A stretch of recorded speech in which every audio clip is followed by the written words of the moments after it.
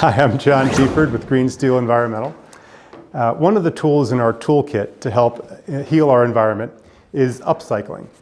Upcycling is when we take a used or waste material and we repurpose it for a use that's more valuable than it was in its original state. At Green Steel Environmental, we are using upcycling to disrupt a $2 billion hazardous chemicals market in the wastewater treatment industry. The core of our raw material is a waste product from steel slag. We take this low-value byproduct, we process it, and we sell it to wastewater treatment plants, where our customers, who are industrial and municipal operators of wastewater treatment plants, use this in replacement of hazardous chemicals to remove important contaminants out of the wastewater. Our material is as effective as the chemicals that we replace.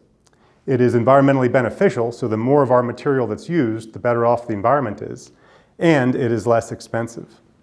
The unit economics associated with using a waste product to replace expensive chemicals in wastewater treatment means that we can both save our customers money and earn a substantial gross profit ourselves.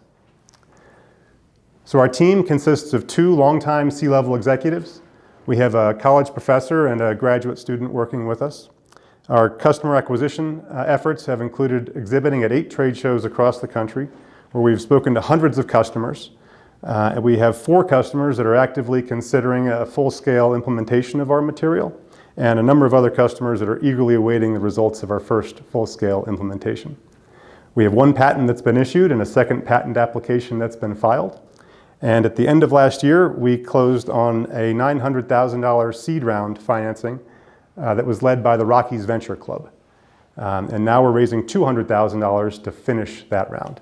So thank you very much, and I'd be happy to answer any questions. Excellent.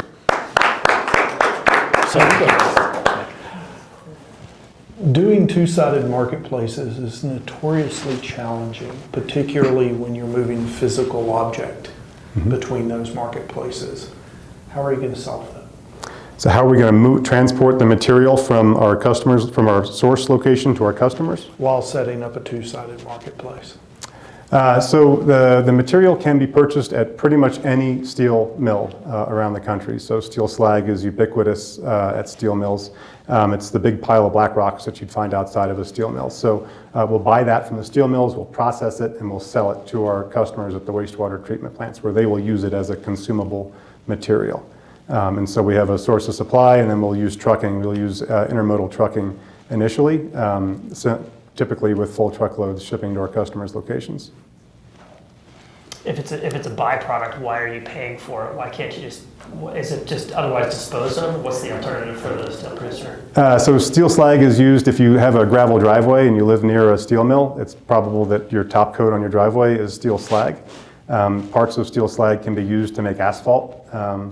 It can be used as the large rocks in between railroad ties, so it has a couple of uses. There is a market. There's a market for it, but it's very inexpensive. Okay, and how do you know what your unit economics are going to work for you?